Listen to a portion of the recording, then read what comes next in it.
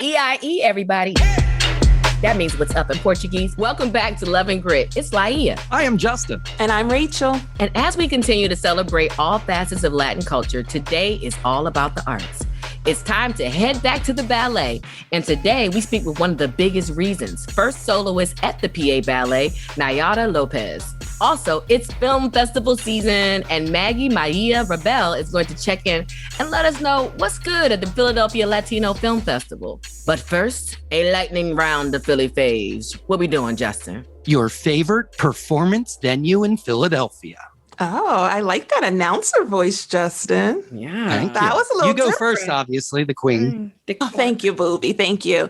I am definitely choosing. I think you guys are going to know which one I'm choosing because we are finally launching in partnership with Live Nation Urban, the Love and Grit concert series. What? Hosted by Visit Philadelphia. We got a concert series, y'all. An original series that will stream exclusively on Blackstream Live, giving viewers unparalleled access to their favorite artists inside one of the best theaters in the world, the Met in Philadelphia on Broad Street. So I'm excited that this is coming up. It's special. The Met is beautiful. I love their amazing chandelier. They have great concerts, but I'm really, really excited about this initiative. So I choose the Met. I choose a longstanding institution in Philadelphia, Warm Daddies, owned by the Bynum brothers. And I choose the spot because not only does the cornbread and the skillet out of control, but also because it is a performance venue. I produce shows there. And I when I first moved to Philadelphia, I worked for the Bynum brothers as a hostess in one of their other restaurants. They've been hitting Philly with legendary venues since Wilhelmina's, and their father, Mr. Bynum, is amazing. He started the whole business, and that's it. That is your Black History Moment with Laia. Okay. It's a Philadelphia institution and more people need to know about. Yes, thank you. Oh, they also own South, and most of y'all have been to South anyway, so there you go. Mm-hmm. Right, exactly. What you got, Justin? Mine is the Fillmore in Northern Liberties. Yeah. I can't really explain it. Well, I can. They don't have seats. It's like an open standing place, and I like to stand. So I like it for that reason. But it's also just a beautiful venue, and I've seen some amazing shows there already. So I'm excited to get back there. Are you a upstairs or downstairs Fillmore? Ooh. He's choosing wisely. Look, he's like, why he doesn't want to tell his business. It depends on the show. You know you upstairs. I'm upstairs too. It's okay. Like, that was a good question. Yeah, you guys love to get me. Aren't you happy? You got me. It's hard, but when we do. I'm an upstairs person. I'm sorry. Yeah, it's cool. We grown. Yes, we are, honey. But you can definitely find out more, though, about the Love and Grit concert series hosted by Visit Philadelphia in partnership with Live Nation Urban on visitphilly.com. So make sure you check that out. Let's get started. Yeah. Has Brazil taken over the PA Ballet? Oh, yeah. And we're so excited to speak to its first soloist dancer, Nayara Lopes, who also happens to be from one of my favorite countries, Brazil.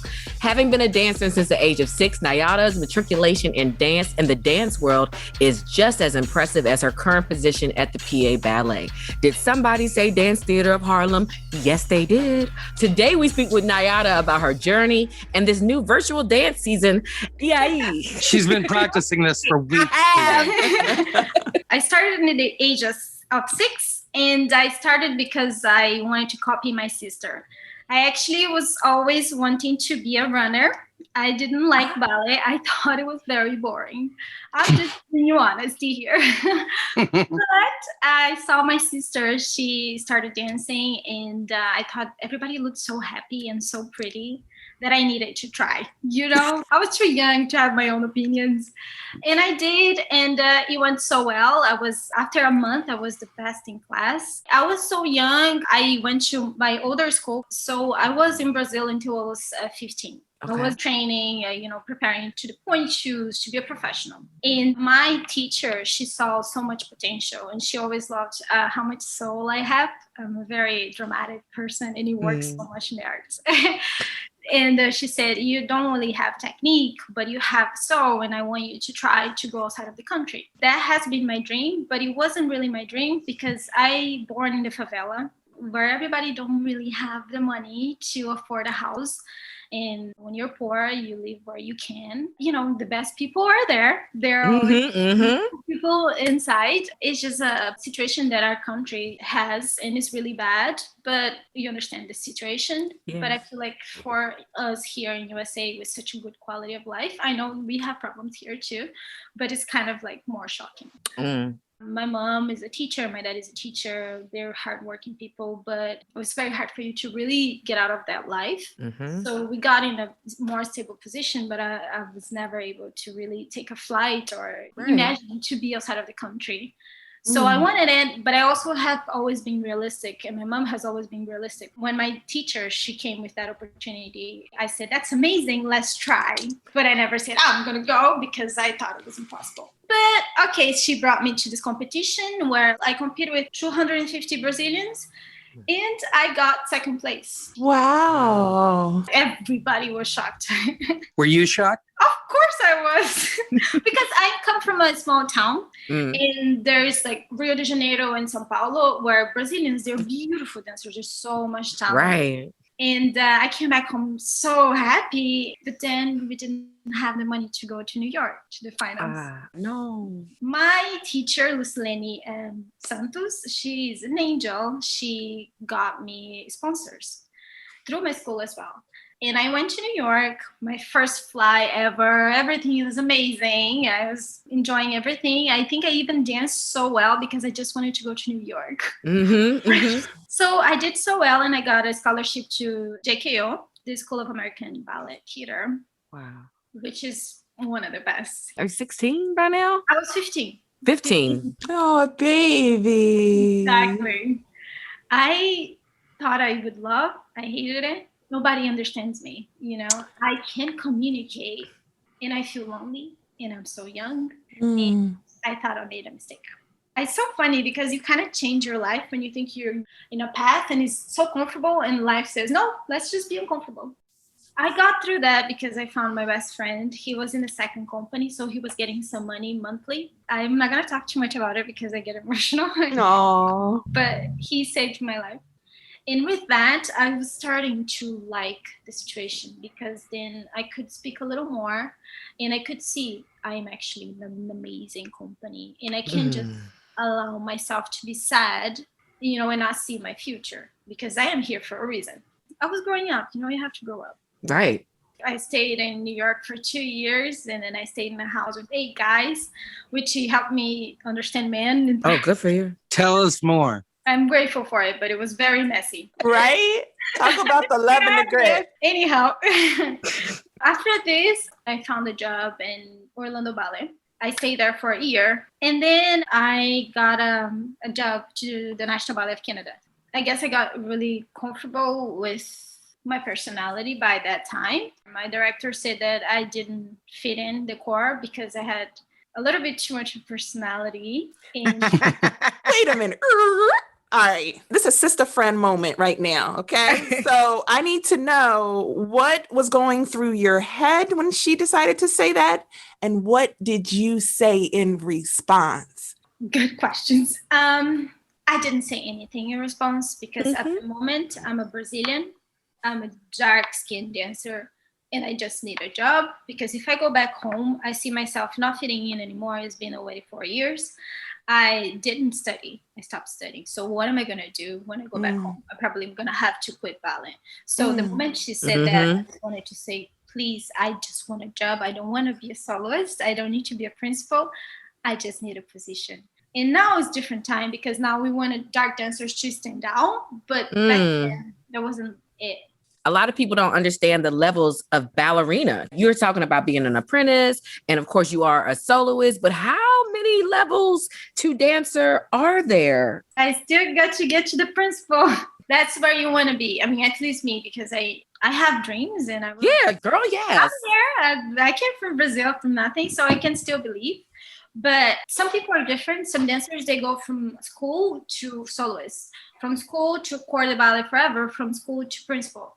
It depends. For me, it was school, second company, apprentice, corps de ballet, soloist. Wait, Lai is trying to count and keep up. Like she's literally, for our listeners, counting on her fingers. The levels, the levels.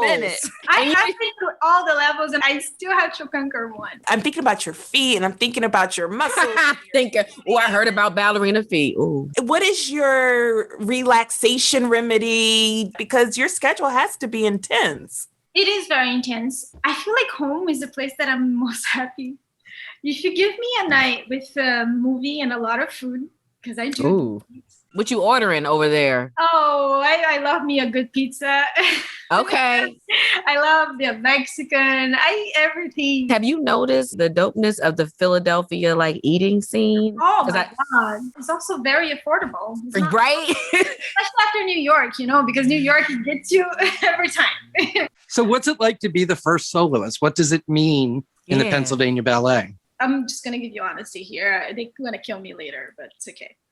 I don't know what it means to Pennsylvania Ballet because Pennsylvania Ballet is an organization that has so many beautiful talent. Organization is an organization, yeah? Everybody learns that you are replaceable. So they love me and I feel loved, but I also know that I'm replaceable. That's an interesting place to be. Nerve-wracking. Yeah, I mean, honestly, I worked in TV and that was the same way I felt. Radio, they could replace us at any time, but it was you're constantly working and working and working. Exactly. And you want to be the one that's different, that's going to be missed, but you're not. To me, you are not replaceable whatsoever. I remember when we first saw you April of 2020 and you and your partner were dancing and I think maybe in an apartment. You were amazing and you were beautiful. And that wasn't even on the stage. Everybody it was in front of a kitchen island. Yes, right? It was magical. So you are not replaceable, my dear. I appreciate that. I'm just very realistic. I do feel that it's so special for me to be a first soloist. Did you get to dance as the first soloist before the pandemic or no? This is such a moment for me because I was about to fulfill my biggest dream. There's I wanted to dance La Bayadera, which is my dream role. We were in a day, we had the best dress rehearsal possible. And then 2 hours before the show, they canceled. Oh, my God. I had my makeup on. I was putting my makeup on. I never cried so much in my life. I think I don't even cry anymore because of it. So now we're back in rehearsals because you are dancing again. I mean, things are remixed. I am back. When will we be able to see it? I'm going to be able to see it in May 27th through June 2nd. So when we're at the show and if we're hooping and hollering and be like, yeah, that's my friend. You can't do that at the ballet. Are you going to be mad at us? Yes. I'm for her. We're going to stream. We were just streaming our ballets now because of the COVID. PHLAFF.org. That was a good plug. Right? That was smooth. I also wanted to give a little plug because I was on the website, the PA Ballet website, and I thought what was dope, you can sponsor your favorite dancer. I have a sponsor. It's Alice and Jean.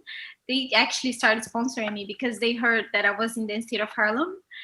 They couldn't do it for so many years, so they have been saving to do it, for something special. So I feel thank you so much, Jean and Alice. That's beautiful. That's awesome. It seems like a lot of people have made a difference when you didn't know what the next turn was. Yeah. It's a lot of faith you've put out into the world, but it's come back to you too. That's being an artist, because if you don't love, you don't last. Yeah. You don't do it for the money. I take my job so serious because every time I think I'm losing time with my family, that gets me so much. But I also know that this is what I love and this is who I am. So it is because of love. Okay, Her's new fire potato chips and cheese curls, they are spicy. Whew, they're hottest snacks yet. Hold on. Whew. But it's not just heat. There's some nice sweet and savory stuff going on too. Ooh, there's that heat again. It burns, but it burns so tasty. Ooh, that's hot. Find Her's Fire Snacks at your store today. Whew. Taste the flavor, feel the heat, break out the Her's. Okay, a sign that life is getting closer to normal. It's film festival season in Philly, and I don't know about you, but the thought of the Philadelphia Latino Film Festival gets all my cultural juices flowing. The countries, islands, and representation. Yes, please. Well, Marángeli Mejía Rabell knows all about that. Not only is she the director of the Philadelphia Latino Film Festival, she has been curating, creating arts and culture programming, and collaborating on projects centered around Latinx creators, stories, and culture with her company, AFROTAINO, for 16 years. What does this all mean? She reps hard. Hey, let's talk about the Latino Film Festival, but let's give a shout out to Love and Grit on their second season. Honored to be included. Thank you for representing and lifting our stories and telling others how fabulous Philadelphia is, because we really got it going on in this city. And people, Maggie, we do. You're talking to somebody who came here for 6 weeks, and it's going to be 33 years. That's amazing. It's nothing like a good expat opinion on Philly, because nobody loves Philly more than the people who moved to Philly. There you go. So we're getting ready. Things are looking amazing. 2020 was a heavy year, but a fabulous year with a lot of opportunities. We went virtual. So this year we're going virtual again. Maybe you'll hear of other things that are happening. We're eager. We miss the warmth of being with our people, being with our audiences, sharing. Okay. We're making the festival accessible no matter where you are. And we are doing 8 days of programming. Historically, we have done 3 to 4 for the last few years. But creatives are hungry to share with audiences, and we listen. So we went at some point in the submission process, we're going to double our days of programming. Did you get more submissions than ever before? Yes. We have been doubling submissions for the past few years. Between 2020 and 2021, we got over 100 submissions. We were shy of doubling again by a little bit. And I was like, okay, people, understand all the productions that were holding.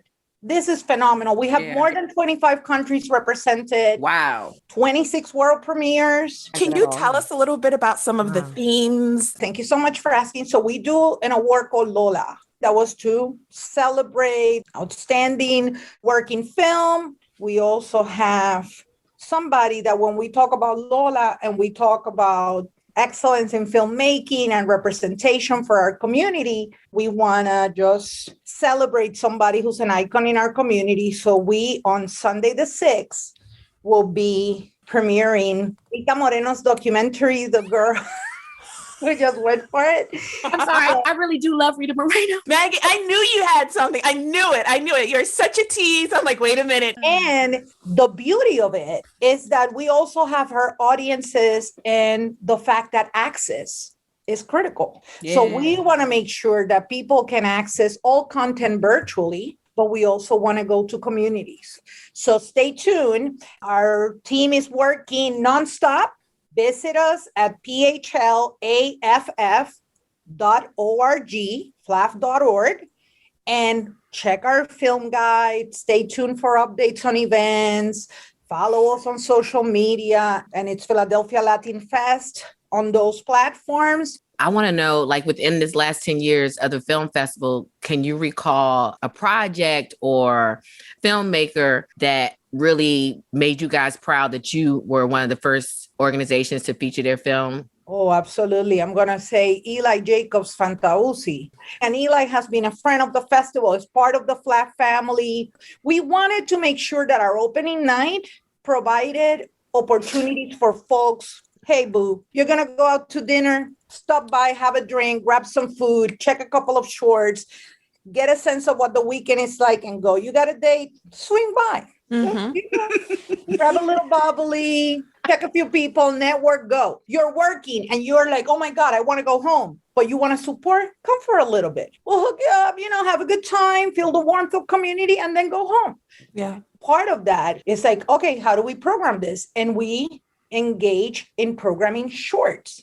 And the first year, our shorts were Tengo Talento, which were 3 shorts shot in Cuba focusing on musicians and artists, a dancer, a jazz musician, and the other one was a hip hop artist. And they were looking and searching for emerging voices or emerging talents in their field to kind of mentor them. Baco So is this film that is just has a phenomenal energy. So in 2019, we had the opportunity to premiere it in Philly and hosted both Eli and DJ Hiwe. It's about the independent music scene in Cuba. So you gotta check it out. Bakoso. I needed that. Thank you. Baco So. Since 2019, we have been engaging in this exercise, exploring participatory filmmaking in neighborhoods. What's that? We wanted to make sure that when we talk about community engagement, it's not like we put the screen, we show the film, we took the pictures, we put it on Facebook, check. Mm-hmm. We got to go and take a deeper dive. And we're also connected. We know that there's a lot of talent in the city. Oh, yeah. And how do we create the space to build community? Yeah. We want filmmakers to check each other's It's films. not a film festival. It's a film festival. There you go. Exactly. So participatory filmmaking means that we have worked with two filmmakers, one based in Puerto Rico and one based here in the US, that have gone into two communities and work with creatives in that community to explore the process of filmmaking and storytelling in a way that they can tell their own stories. What is your vision? Like, what does it look like in 5 years? And has that changed a lot in the last year? Well, it definitely changed with having to go virtual, of course, right? But we want people to really explore who they are, come and tell us what they want to see, understand that we're open to learning, that we're open to listening, that we're open to exploring. Ultimately, we know it. We feel welcomed in places where we can see ourselves. Yeah. And that's what we want. So people can tell us, hey, this was cool, but I would like to do this. Let's do it. Let's explore it. And that's how Dulce emerged. And Dulce translates to candy, by the way. So that's the name of the program. And we have been working with young people in the Norris Square neighborhood. And we have also been working now in South Philadelphia. It's definitely an honor to serve. We see ourselves as coming from a place, this is a labor of love. We come from a place of service. Your passion is obvious and infectious. Mm-hmm. Thank you. So let me tell you how people can enjoy the festival. Okay, So we heard do you. tell. So this year we're working with a platform called Eventive. We have over 150 films altogether for the 8 days. So you will have rounds of films that will be released. The first one, Sunday 30th through Tuesday, June 1st. You unlock a film, you have 3 hours to watch it. Second batch comes on Tuesday, Wednesday, Thursday, and then the last batch, Friday, Saturday, Sunday. There are only 2 films, and I want to put it out there, that will be screened once. One is on Saturday, 7 p.m. It's called The Horror Crowd, genre specific. And then the last one will be the Rita Moreno documentary. That's only on Sunday. Not wait for that. Putting It's it going in to my be an calendar. amazing festival, and we can't wait to be a part of it. And you can watch with your family all across the country. Like that's dope. right. Absolutely. There are very few films that are geo-blocked. The bulk of the films will be available to everybody. Absolutely. Thank you for all of your work. I know it's a lot of work to do all this and bring it all together. It's all about, hey, Philly has been good to me. I love the city. It's my home. And the power of film is transformative, and it facilitates cross-cultural dialogue. Yeah. And it opens our eyes and provides a lens that we can see other experiences. Key to empathy, to understanding, to knowledge, to history, to just opening your heart and your mind. And that's we're a film town too. And you're adding to the value of us absolutely. being this film town because we do this. Absolutely. And we do it right. Well, there's a lot to look forward to as things start to open back up, and there's plenty of stuff for people who are not ready, but it's going to be a great summer. Don't you guys think so? Yeah, especially for the arts. We got stuff for people to do no matter what. Like, it's definitely progress from last summer. We got a lot, and I'm going to open my mind these for the poor ballet. artists have been cooped up, and a lot of them not making money. So, this is the time to support the arts any way you can. I love that everyone's really planning big. Even when Maggie was like, yes, we're going to be doing streaming, but there's so much more, make sure you're reconnecting. It's great to see these hybrid events because it's like people can find their comfort level level, but still enjoy this because it's so important for this culture stuff. We know because of the last year, we were stripped of it, basically. Well, I'm not saying nothing, but I'm saying something. Like, yeah, I saw your video from the weekend that was posted. Really cute. Oh, you had a Reading Terminal tour of Philadelphia with your mom. Yes. My Reading Terminal weekend. But first of all, Reading Terminal was always a holiday for me. So it was really nice to have the opportunity to be able to share like my salmon spot and the best cookie spot in the world, 4th Street Cookies. Don't make me say it again on the show. But it was really great to be able to share that on camera with my mom and everybody else. So I hope you get a chance to see it on our Visit Philly Love and Grit page. Do us a favor, if you love us or you grit us, either way, fill out a review, rate us, review us, tell your friends. I don't want you to we'll grit see you next. What do you say? Grit on you. You never seen somebody grit on you? I'm gonna grit on you right now. I don't want you to grit on us. That's why I'm like, I'm gonna love on you. Thank all you. love. Plenty of love. Thank you.